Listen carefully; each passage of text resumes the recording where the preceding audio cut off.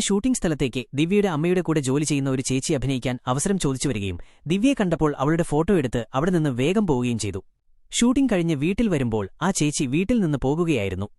അച്ഛൻ ദിവ്യയ്ക്ക് അവളുടെ ഷൂട്ടിംഗ് സമയത്തെ ഒരു ഫോട്ടോ കാണിച്ചു കൊടുക്കുകയും അവളോട് ദേഷ്യപ്പെടുകയും ചെയ്തു. "നീ കാരണം എന്റെ മാനമാണ് പോകുന്നത്" എന്നച്ഛൻ പറഞ്ഞു. "നീ ഈ സിനിമയിൽ അഭിനയിക്കുന്നത് നിർത്തിയില്ലെങ്കിൽ ഞങ്ങൾ രണ്ടുപേരും മരിക്കുമെന്ന് അവർ അവളെ ഭീഷണിപ്പെടുത്തി.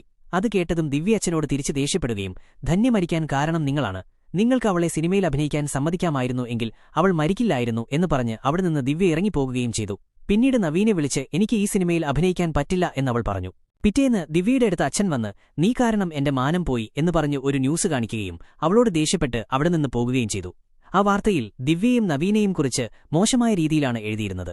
ദിവ്യ വേഗം കിരണിനെ വിളിച്ച് ആ വാർത്ത എഴുതിയ ആളുടെ അഡ്രസ്സ് ചോദിച്ച് അവിടേക്ക് പോയി. ദിവ്യ അഡ്രസ്സ് ചോദിച്ച വിവരം കിരൺ വേഗം നവീനെ വിളിച്ചു പറഞ്ഞു. ദിവ്യ അവിടെ എത്തുകയും വാർത്ത എഴുതിയ ആളെയും അത് എഴുതാൻ പറഞ്ഞ ആളെയും അടിക്കുകയും ചെയ്തു. അവർ അവളെ തിരിച്ചടിക്കാൻ തുടങ്ങുമ്പോൾ അവിടേക്ക് നവീൻ വന്ന് അവരെ അടിക്കുന്നു.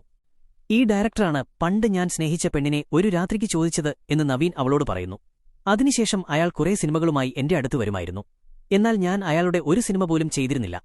അതിന്റെ ദേഷ്യത്തിലാണ് അയാൾ ഇങ്ങനെ ചെയ്തത്" എന്ന് നവീൻ ദിവ്യയോട് പറഞ്ഞു.